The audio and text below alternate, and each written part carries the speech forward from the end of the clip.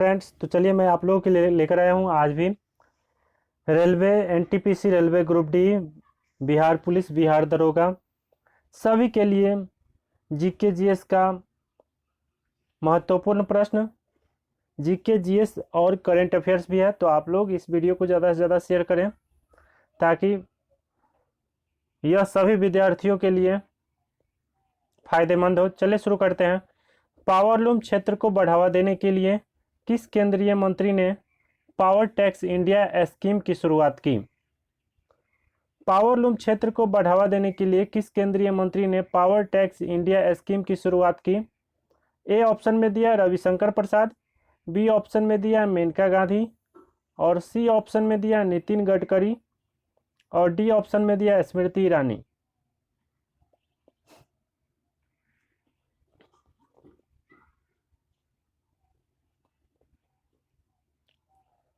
तो इसका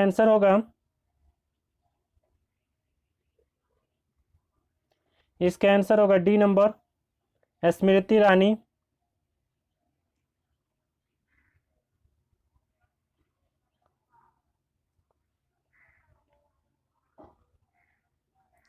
चलिए आगे बढ़ते हैं अगले क्वेश्चन की तरफ।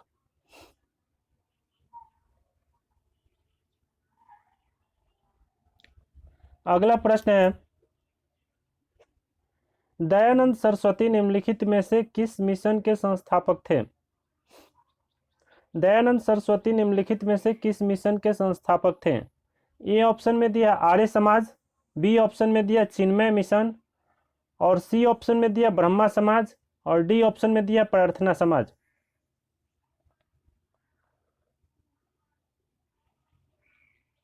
तो इसका आंसर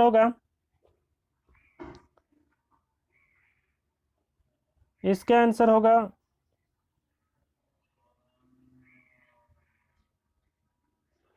ए नंबर आंसर होगा इसका आर्य समाज। दयानंद सरस्वती निम्नलिखित में से किस मिशन के संस्थापक थे? तो आंसर होगा आर्य समाज। आर्य समाज एक हिंदू सुधार आंदोलन था। आर्य समाज एक हिंदू सुधार आंदोलन था जिसकी स्थापना स्वामी दयानंद सरस्वती ने 1875 ईस्वी में बंबई में मथुरा के स्वामी विरजानंद की प्रेरणा से किया था। यह आंदोलन पाश्चात्य प्रभावों की प्रतिक्रिया स्वरूप हिंदू धर्म में सुधार के लिए प्रारंभ हुआ था। चलिए देखते हैं अगला क्वेश्चन।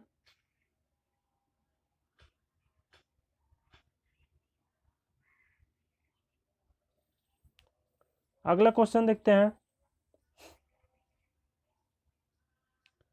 अगला क्वेश्चन है, धोवन सोडा के एक अणु में पानी के कितने अणु उपस्थित होते हैं? धोवन सोडा के एक अणु में पानी के कितने अणु उपस्थित होते हैं? ए ऑप्शन में दिया 10, बी ऑप्शन में दिया 8, सी ऑप्शन में दिया 7, और डी ऑप्शन में दिया 5। तो इसका आंसर होगा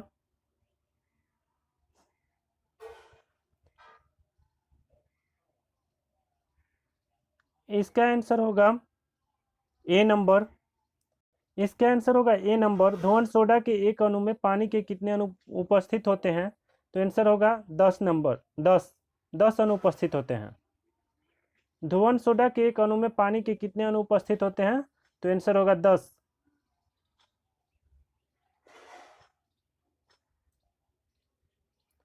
चलिए बढ़ते हैं अगला क्वेश्चन की तरफ।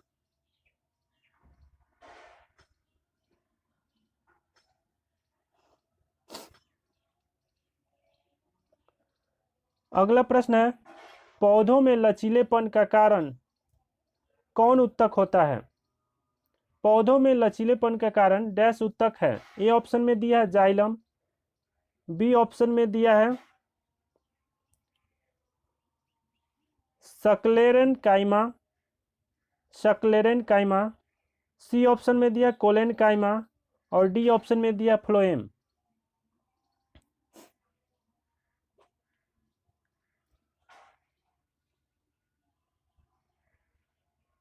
पौधे में लचीलेपन का कारण डैश उत्तक है। तो इसका आंसर होगा इसका आंसर होगा सी नंबर, कोलेनकाइमा। पौधे में लचीलेपन का कारण डैश उत्तक है, तो आंसर होगा कोलेनकाइमा उत्तक है। चलिए बढ़ते अगले क्वेश्चन की तरफ।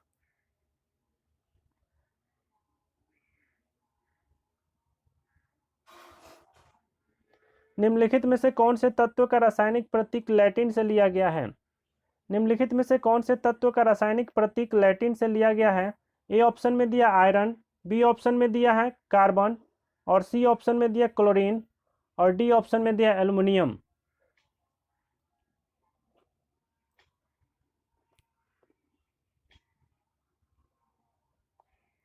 इसका आंसर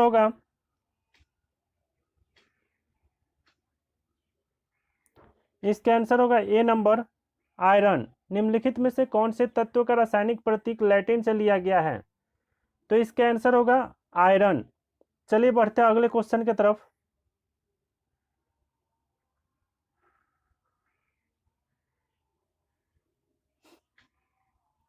अगला प्रश्न है,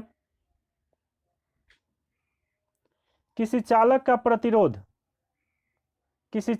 प्रतिरोध निम्नलिखित में से किस पर निर्भर नहीं करता है? किसी चालक का प्रतिरोध निम्नलिखित में से किस पर निर्भर नहीं करता है? ए ऑप्शन में दिया द्रव्यमान, बी ऑप्शन में दिया लंबाई, सी ऑप्शन में दिया दाब, डी ऑप्शन में दिया अनुप्रस्थ काट का क्षेत्रफल।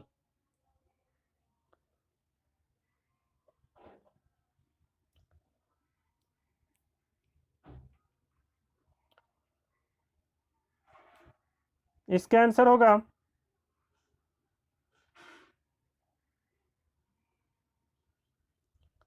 सी नंबर, दाब। किसी चालक का प्रतिरोध निम्नलिखित में से किस पर निर्भर नहीं करता है? तो आंसर होगा दाब। सी नंबर आंसर होगा। चलिए आगे बढ़ते हैं अगले क्वेश्चन की तरफ।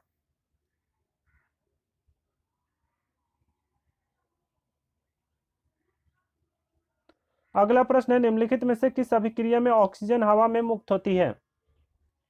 निम्नलिखित में से किस अभिक्रिया में ऑक्सीजन हवा में मुक्त होती है? ए ऑप्शन में दिया वाष्पोत्सर्जन, बी ऑप्शन में दिया प्रकाश संश्लेषण, और सी ऑप्शन में दिया है श्वसन, और डी ऑप्शन में दिया मल त्याग।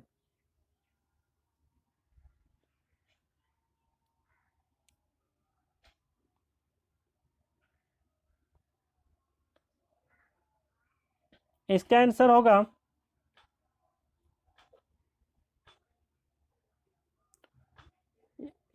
होगा बी नंबर। निम्नलिखित में से किस अभिक्रिया में ऑक्सीजन हवा में मुक्त होती है? तो आंसर होगा बी नंबर, प्रकाश संश्लेषण। प्रकाश संश्लेषण की अभिक्रिया में ही ऑक्सीजन मुक्त होता है। देखिए, प्रकाश संश्लेषण के लिए तीन चीज होना जरूरी है।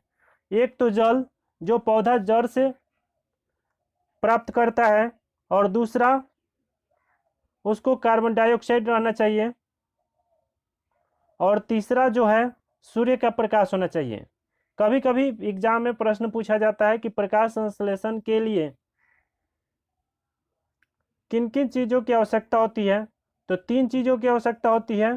फर्स्ट है, उसको जल चाहिए जो पौधा जमीन से प्राप्त करता है, जड़ से प्राप्त करता है, और उसके लिए कार्बन डाइऑक्साइड चाहिए, और तीसरा उसको सूर्य का प्रकाश चाहिए प्रकाश संश्लेषण की क्रिया के लिए।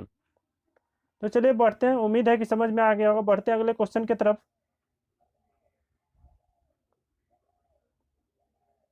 मैं जो भी प्रश्न बता रहा हूँ वह एग्जाम के दृष्टिकोण से बहुत ही महत्वपूर्ण है, तो आप लोग एक भी प्रश्न को छोड़े नहीं, टोटल याद कर जाएं। जितना मैं क्वेश्चन बता रहा हूँ सब आप लोग याद कर जाएं, इसको कॉपी में लिख लें। कॉपी में एक नोटबुक बनाएं जिसमें आप लोग सब जितना क्वेश्चन मैं बता रहा हूँ उसको लिख लें। अगला प्रश्न है, धातु ऑक्साइड और हाइड्रोजन का निर्माण करने के लिए निम्नलिखित में से कौन सी धातु वाष्प के साथ अभिक्रिया करती है? धातु ऑक्साइड और हाइड्रोजन का निर्माण करने के लिए निम्नलिखित में से कौन सी धातु वाष्प के साथ अभिक्रिया करती है? ए ऑप्शन में दिया कॉपर, बी ऑप्शन में दिया लेड, सी ऑप्शन में दिया सिल्वर, और डी ऑप्शन में दिया एल्युमिनियम।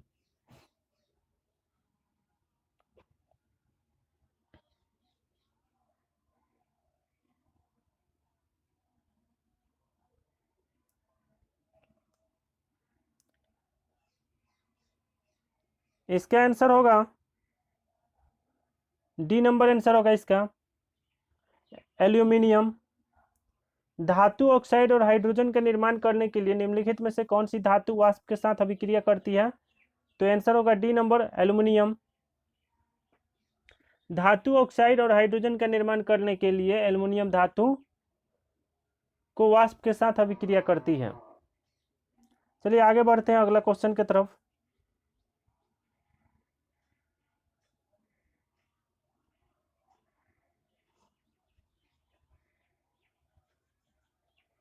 अगला प्रश्न है,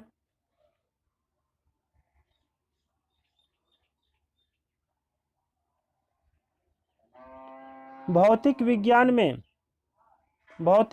में किए गए कार्य को परिभाषित किया जाता है। भौतिक विज्ञान में किए गए कार्य को परिभाषित किया जाता है। ए ऑप्शन में दिया किसी वस्तु पर कार्यान्वित बल जो वस्तु को विस्थापित नहीं कर पाता है के द्वारा। बी ऑप्शन में बी दिया है विस्थापित वस्तु द्वारा, और सी में दिया है वस्तु पर कार्यान्वित बल द्वारा, और डी में दिया उपरोक्त सभी के द्वारा।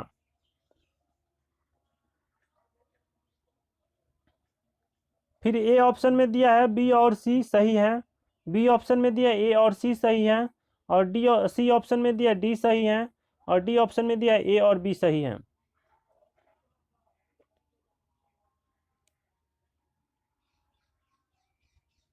तो इसका आंसर होगा ए नंबर आंसर